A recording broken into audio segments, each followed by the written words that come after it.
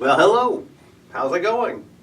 I was perusing the course syllabus and all the things I had set up, and when I realized I really didn't have a video for Canadian economics.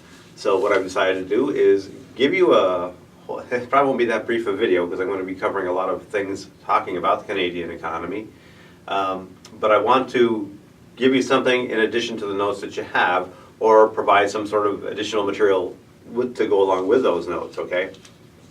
All right, so Canadian economy, what is there to know about it? First off, it is a capitalist society. It believes in free markets.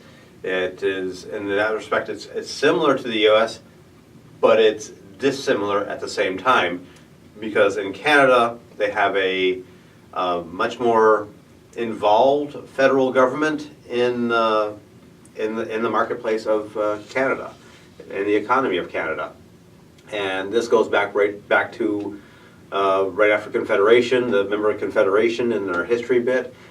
Part of the reason for Confederation was to get a railroad built from one end of Canada to the other end, which didn't even quite exist at that time, but they expected that it would.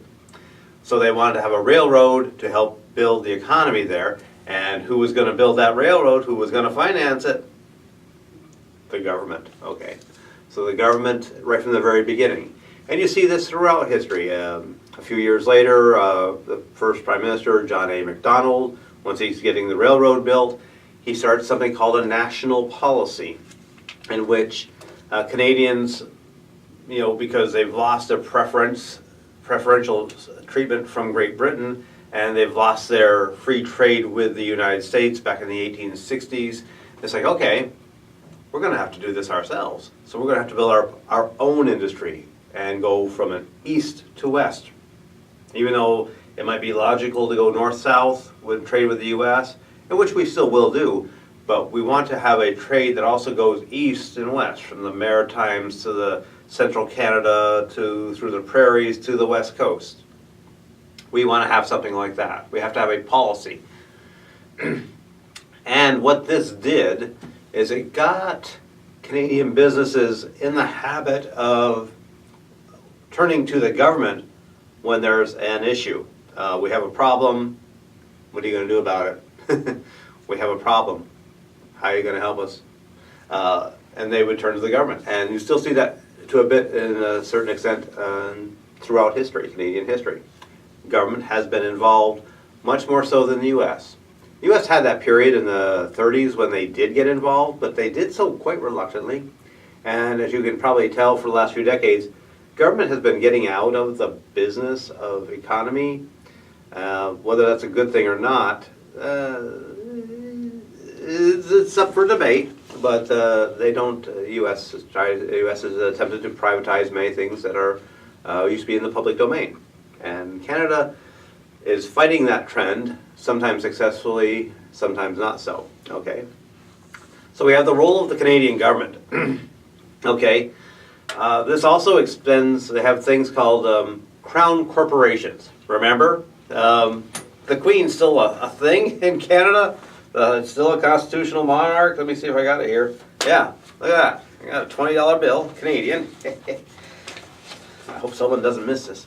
I have a $20 bill. Let's see if I can bring it up to the camera here. You can see the camera? Where is it?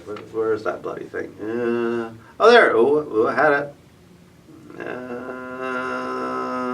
Where is that bloody thing? Anyway, there it is. Bring it up there. There she is. That's Queen Elizabeth on the $20 bill. There we go. She's still a thing. Okay, so that's why when they have government corporations, government-run, entities in Canada, they're called crown corporations. The Queen is still a thing. Okay, rightly or wrongly or whatever, it's there. Okay, and with these crown corporations, they have a number of crown corporations. They have things like Air Canada. If you ever fly in Canada, they have Air Canada. They have Petro-Canada, which was an attempt to set up a domestic oil company in Canada. They have a ton of oil. Why not have an oil company? As it turns out, this didn't work out too well because this oil company turned out to be just like every private oil company that existed at the time. So it didn't really work all that well. It was the idea that this company would give Canadians a break. Since we have the oil here, we should be getting a pretty good price for gasoline and stuff like that. Never really worked out. Didn't work out at all. Anyways, that was the idea behind it. The Canadian Broadcasting Corporation. In Canada, there are 2, maybe 3 major networks, for both radio and television, and it all started with the Canadian Broadcast Corporation. In part because of Canada's huge territory, and its relatively sparse population, 37 million people spread out across the second largest country in the world, means that for a lot of private broadcasters, private companies, it doesn't pay to be in Canada, okay? They don't want to have to, have a station up in Iqaluit. They don't want to have a station up in Dawson or, in Yellowknife. They don't want to have it in, Prince Rupert, BC. They don't want to have it in these far out areas. It doesn't pay. So for the longest time, public broadcasting through radio and television, the CBC was the go-to entity. Again, this is something the government created during the Great Depression, and it has lasted, it's an 85 years an institution as I speak right now, okay? The railroad, formerly the Canadian National, now it's called Via Rail. It's the passenger trains that you go back and forth across Canada. Beautiful trip if you want to take that sometimes. Supposedly these are non-profit corporations. Doesn't really work out that way because many governments now use them as a source of revenue. Okay. Well, and this also goes on at the provincial level as well. And you see this across Canada, the provinces. The very first one that really got involved with it was Saskatchewan. Back in the 1940s, they elected the first socialist government in North America. They elected a socialist government in Saskatchewan and kept them in power for 20 years. And this was this Cooperative Commonwealth Federation, the CCF, which you learned in that third week, correct?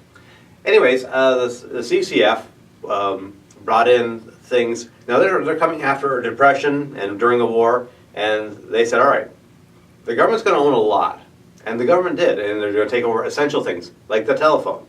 And they took over things like, then they took over things that you wouldn't really consider important, but they took over things like shoe manufacturing. They had their own shoe manufacturing. They had their own lumber company in Saskatchewan, provincially owned. And they had a number of these. As years went by, they sold some of those off. I think they still have Saskatchewan Telephone, but they got involved. Other governments have done this as well. You see this in Quebec. It took a while for things to happen in Quebec, but early in the 1960s they decided to have the state take over the electricity. And what I mean take over is like, we're taking you over, private companies. We're going to give you what we think is a fair market value for your company, but we're running it from now on. This is us. We're going to run it. It's going to be run by us. We're the bosses. Hydro-Quebec. You'll see them every so often. We have a nice storm here. You'll see the big trucks with a Q on it. The trucks with a big Q through it. That's how Quebec said, we're going to... Electricity is very important to a society, to manufacturing, to businesses, to home, to everybody. We need to have control of that. And the government runs that, okay? You also see it in such things as like liquor stores. They have what they call the SAQ. And they also have, in Ontario, the beer stores. The beer stores are all public entities. It's run by the government, okay? And, we have some situations like that too. I think in New Hampshire, if you want to buy liquor, you have to go to a state liquor store and things of that nature. So it's not just in Canada, but Canada, it's much more the rule than the exception, if you want to put it that way. Okay, yeah, provinces have government operations like ferries and casinos and things of that nature. So they're involved in stuff. Okay, and let's see what else. Now, of course, the next question is, who's going to be in charge of the marijuana distribution? I think in Quebec they're looking to have that done through the government, through government-run stores, just like they do the alcohol through the SAQ. They're probably going to have eventually. Right now it seems kind of disorganized. They keep running out of weed, from what I understand. Not that I have any personal knowledge of this, but they have an issue with that. But and actually, this is one of those little side things. But you're now hearing of a lot of farmers who have who do corn, they grow tomatoes or cucumbers and things of that nature. Blah blah blah.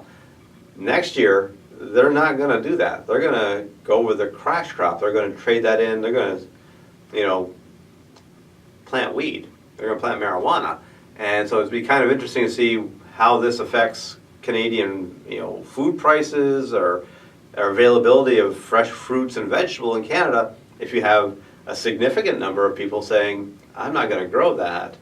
I don't make a lot of money selling tomatoes as compared to what I might make selling marijuana.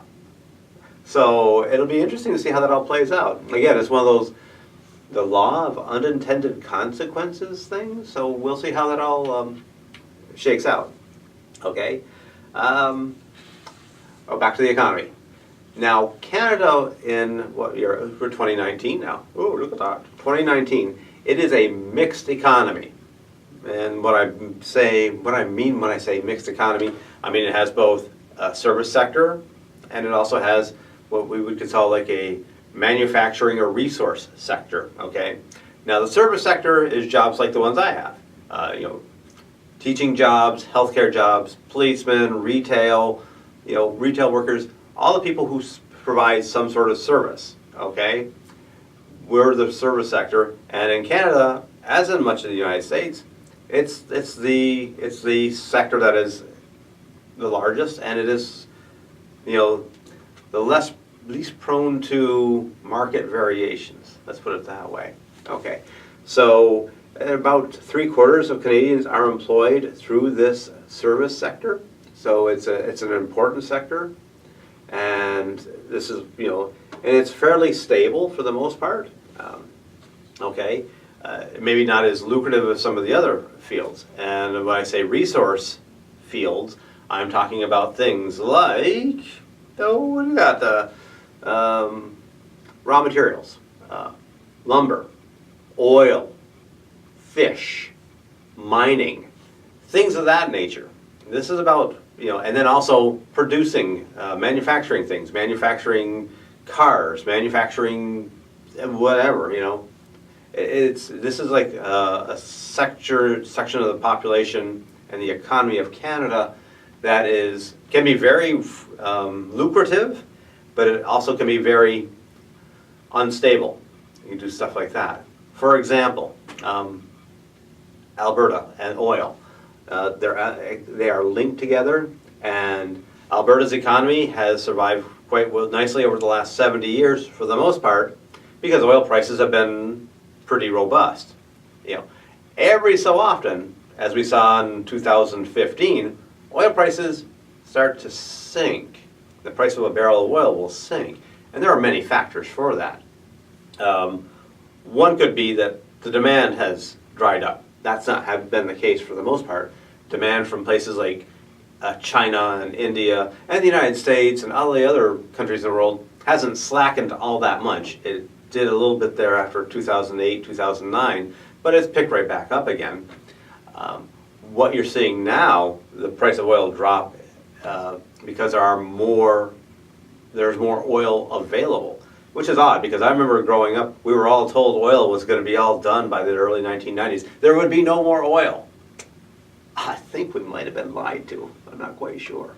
Because now 30 years later, almost 40 years after I heard that stuff, we've got more oil than we know what to do with. And thus, the price, law of supply and demand, demand is high, supply is beyond demand. We have, especially because of fracking in the United States and other, dubious offshore drilling projects that are producing a lot of oil and environmental danger at the same time, just waiting to happen. But that's another story for another day. but the sort of the bottom line in the economic world is oil is plentiful, and it is more than keeping up with the demand. Therefore, the price has dropped. Oh, okay. Well, it's good, right? We go to the gas pump. Here it's like, what, 264 today or whatever it was. I went past the thing last night. It was like 264. I have a brother and a son who live in Florida. They're paying less than $2 a gallon. Okay? So anyways, this is the boom and bust. Now, when that price has dropped and now there's less demand, well, what they'll do is the government of Alberta has already said we're going to cut our production by 10% starting right now. Okay? And when you do that, you know what you do? You end up laying off people, because if you're making less oil, they need less people to work those fields. And also the oil, that price has shrunk. And again, they've already had a number of people, a number of operations have shut down in Alberta because of this. So, they're tied to that. So they've had a great boom area. And if you've ever been out, if you ever get a chance to go to Alberta and you go to Calgary and you walk around, it's like everything is so new here. It doesn't look like there's a building that's more than 15 or 20 years old. It's not like you're going to Montreal or Toronto and Ottawa where they have these old stone buildings that have been around since, forever. They've got buildings that have been there since, almost 6 weeks now. It's like, and they've got cranes and they're always building, etc. It's a happening area. And of course they were able to do that, especially during the good times. No, the cranes are still there, but obviously things are slowing down, and they're very nervous about it, because if you become dependent on oil, like Alberta has, that's why Alberta alone among all the provinces has no sales tax. Didn't need it. Had more than enough money coming in from the oil, thank you. Don't need that. Not gonna tax people. What do we need that for? Well, you might have needed it for a rainy day, like you're having now. Okay. Anyways, that's Alberta's problem, right? Again, this is just to get to the whole, how the resource sector. Same thing goes with mining. Gold, the value of gold goes up. People do a lot of mining. Value of gold dips for whatever reason. It dips all of a sudden. We don't need these mines open. No one wants our crap for right now. So shut her down. Lay people off. Okay. So this is what happens. Systemic problems, I guess you want to call it, with resource-based economy. Okay. Also, I want to mention too. Speaking of, being dependent, Canada is dependent on trading a lot of these materials. Their oil, their mining stuff, their lumber. Lumber's huge. Their fish, to foreign markets. Why? Because there's only like 35, 36, 37 million people living in Canada, so they produce way more than that. So the excess gets sold to the U.S. Okay. In fact, oil that is produced in Alberta doesn't get used in Canada. It gets used in the U.S. and a lot of other places. Where does the oil for gas in Canada come from? It comes from the North Sea, for the most part. It's like, economics was one of my early majors, and I think this is probably why I dropped out, because economically that doesn't make any sense. If you've got oil in your ground and where you live, or near where you live, why would you take that oil, send it thousands of miles away, and then import other oil from thousands of miles away for gas? It's like, well, this is probably why I'm not an economist today, because it doesn't make a lot of sense, though I'm assured it does at some level, but it doesn't to this guy, so. All right, maybe it does to you. If you're an economics major, this makes totally perfectly good sense, but to the average person like me, is like, you got me stumped on that one. Okay. Anyways, but it's dependent on foreign trade. Okay, so a lot of that trade happens with the United States, and it always has because of proximity. Canada's right over there. We're right over here. The border. Billions cross every day between the U.S. and Canada, two largest trading partners in the world. Okay, Canada has been seeing other countries on the side. They have also signed trade deals with other countries. They're involved in the Trans-Pacific Partnership. They're involved in, obviously, NAFTA when it was expanded to Mexico. They're involved with that. They have a deal with Europe going on. They have an ongoing thing with South America. They're trying to, establish greater economic ties and opportunities for their materials elsewhere around the globe, which is understandable. But also, at some level, you also, at an environmental level, it's like, does it make sense to be sending all this stuff all over the place all the time?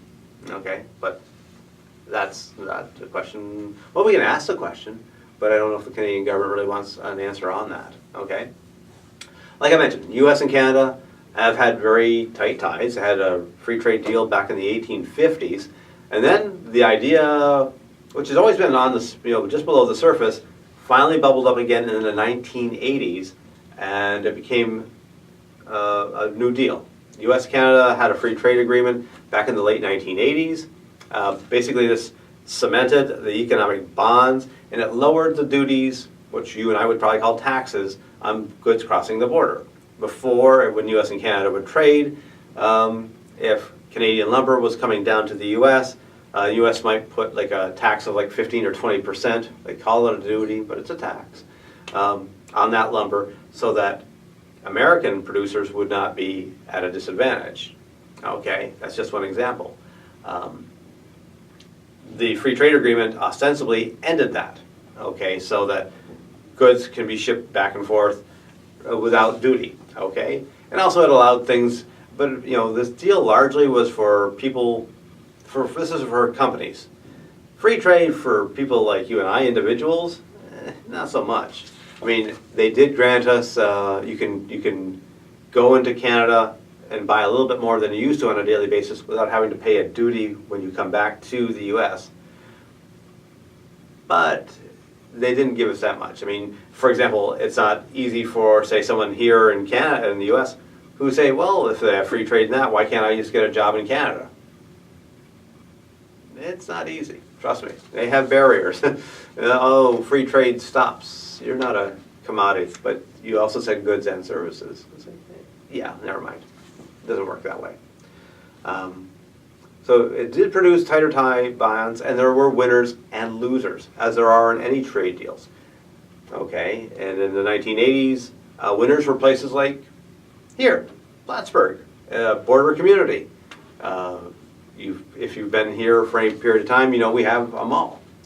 And if you ever go there on a Saturday afternoon or something like that, you will notice there's a ton of cars with Quebec license plates most of the time.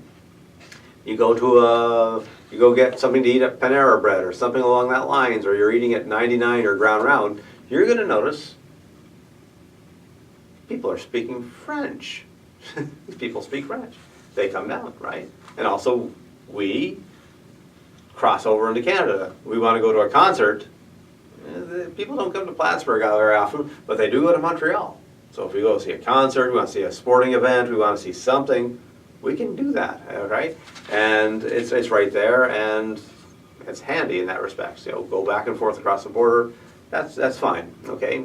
Cross-border communities like Plattsburgh, though, really have become dependent on that extra income coming in from Canadian shoppers, okay? It's dependent on a lot of things, of course. If that border tightens up, say, I don't know, say there's a terrorist attack on the U.S., and the U.S. decides to shut its borders, like it did in 2001. All right, that's problematic. That's problematic for a while. Or, for example, if there is the dollar, there's a huge imbalance between the Canadian dollar and the U.S. dollar. For a while there, and for most of the last decade, the Canadian dollar has been right around 75 or 80 cents, right around 80 cents. But there has been periods of time, like 10 years ago, when the Canadian dollar was actually worth more than the U.S. dollar. Canadian dollar was like $1.05 compared to the U.S. dollar, which meant that Canadians were coming over big time, coming over to Canada, coming over to the U.S., shopping at Plattsburgh, getting great deals, and gassing up, of course, because our gas is cheaper than theirs, even though they gave us the oil. Anyways, I'm not an economist. Anyways, that's where it, that's when, the border, is very busy, people coming over. Now, fast forward to today, where even in the past, 6 months, because of the price of oil, and the Canadian dollar seems to be tied tightly to that oil because it's a resource, and as that oil price has dropped, so has the value of the Canadian dollar. Today, the Canadian dollar is like at 73 cents. Now, Canadians still come over. They still like to come down every so often just to see what's going on in Plattsburgh. They still think they get good deals here, so they still come down, but they don't come down in anywhere near the number as they would if the dollar was at 85 cents or 90 or 95 cents or $1. Okay, if it was worth that much, Canadian dollar was worth more. So this affects local communities like Plattsburgh and places along the border, all along the U.S.-Canada border that have these sort of arrangements. Okay. So it's something to notice. If you get a chance, if you're in Plattsburgh at all, when semester resumes, get a chance to head out to the mall, check to see how many cars have Canadian license plates. If there's a lot of cars there with Quebec license plates, I would suspect the Canadian dollar is rebounding a little bit. If it's just a smattering of cars, that means Canadian dollar is low and there's not that much incentive for them to come to the U.S. Okay. Conversely, when it is low for Canadians and the American dollar is high, it means we can go to Canada for cheaper. Do people take advantage of it? I don't know. There's not a lot of people living in border communities along most of the U.S. Perhaps like the Seattle area out in Washington, that might be the closest major area, and maybe Detroit. But for the most part, it's a whole lot of small communities like Plattsburgh that dot the community along the east on the Canadian-U.S. border. Okay. So I don't know if it actually helps them all that much. It supposedly should help things like tourism in Canada when their dollar is low. I don't know if that's actually the case right yet. Okay, taxes. I want to talk about taxes for a second. They pay more. Now, I'm not going to sugarcoat it. Canadians pay more taxes. How do they pay more taxes? All right. My soda. Yes, my soda here. Say it costs $1. It doesn't. It should. It doesn't. But say it costs $1. When I go buy this in the U.S., I pay what? I pay it. Well, I have the 5 cents for the thing. Okay, 5 cents to deposit, and then you have the state sales tax, the local sales tax on it, right? And that's it. There is no federal tax, so you end up paying like $1. Was it $1.08 or $1.09 or whatever it is for this? In Canada, all right, this is $1, but there's a goods and services tax, a federal tax. This is something the Conservative government of Brian Mulroney brought in the late 1980s after an election, in which he forgot to tell people that he was going to put a tax on them. Oh, that guy. Such a short memory. Anyways, he put this tax on it, on everything. This pen, glasses, paper, anything you buy, any good, almost every service. I think a haircut. Even, you have to pay a federal tax on that. And the federal tax they came up with, 7%. That's a pretty steep thing. When imagine one day you wake up and you're paying $1 for this, and the next day you're paying $1.07 for this. Everyone is essentially 7% poorer the next day. And it triggered a recession, et cetera, et cetera. And the reason, they replaced what they called a manufacturer's tax, so they shifted the burden from companies paying a tax to individuals paying a tax.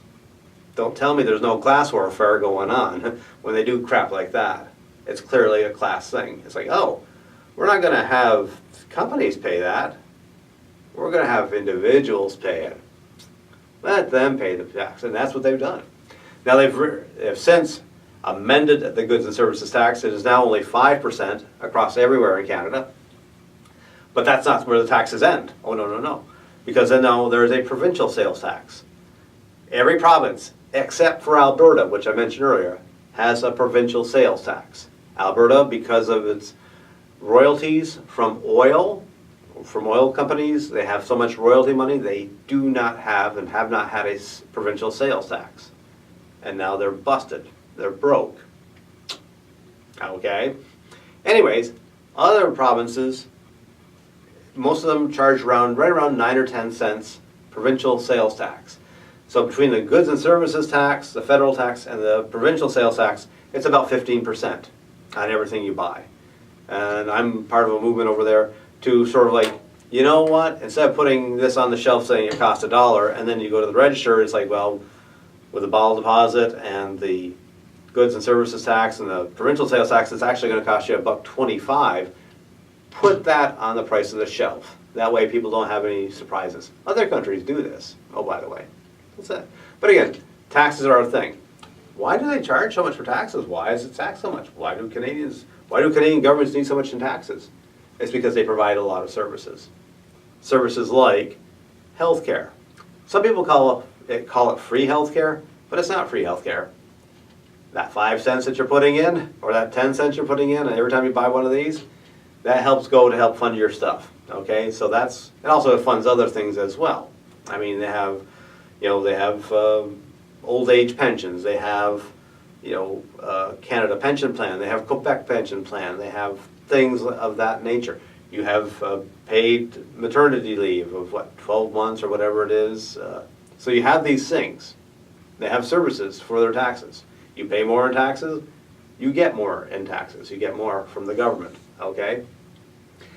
Canadians are okay with that. In general, they're okay with that sort of trade-off. Americans apparently are not as keen on such an idea, okay? I mentioned some of the winners on the free trade thing. I forgot to mention the losers. Losers, manufacturing folks, okay?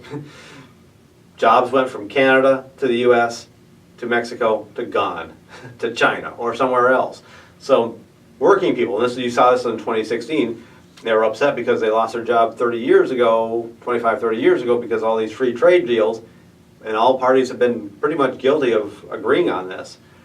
They basically have shifted jobs, made it very difficult for manufacturing to exist in this part of the world, in Canada and in the United States. So there are definite losers in free trade, and again, a lot of times governments basically don't have answers for that. They say, oh, we'll send people to retraining for what, And again, I hear it right now. They recently announced they're going to close a GM plant in Oshawa, along with 4 plants in the U.S., move that production to Mexico, and those workers will be, they give them a few weeks extra of unemployment and retraining for something that may or may not mean anything down the road. Good luck.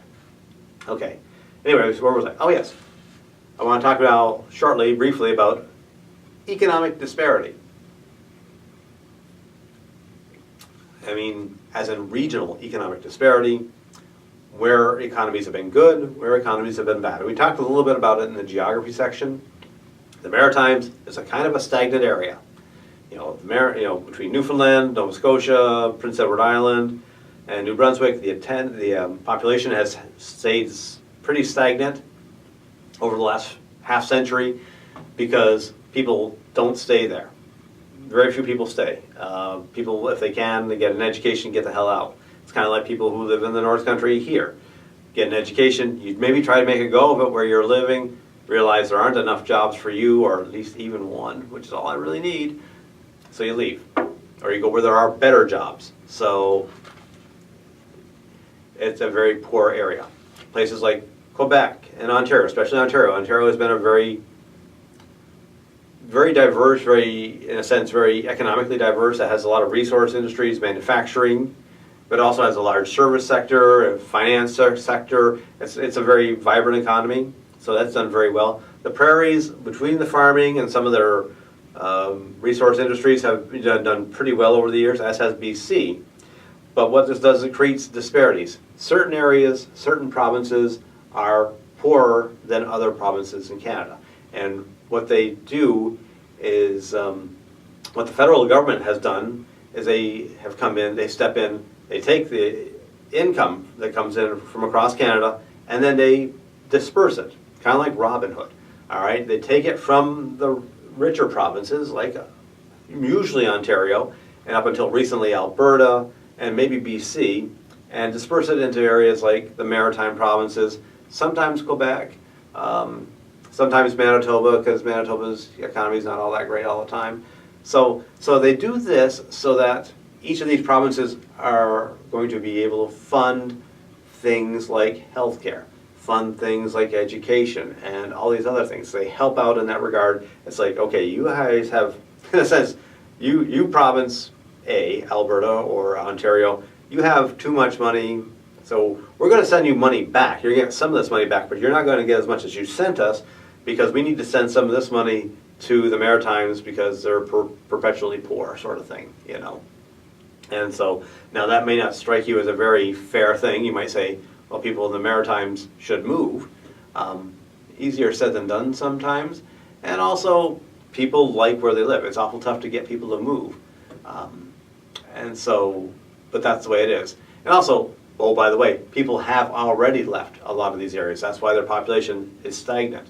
They replace it, but, you know, the excess population leaves. That's it. You know, people do not move there. When people come to immigrate to Canada, the first, you know, they don't get into Toronto and say, hey, let's go to New Brunswick, or let's go to Prince Edward Island and set up shop there, or let's go to Newfoundland and do that.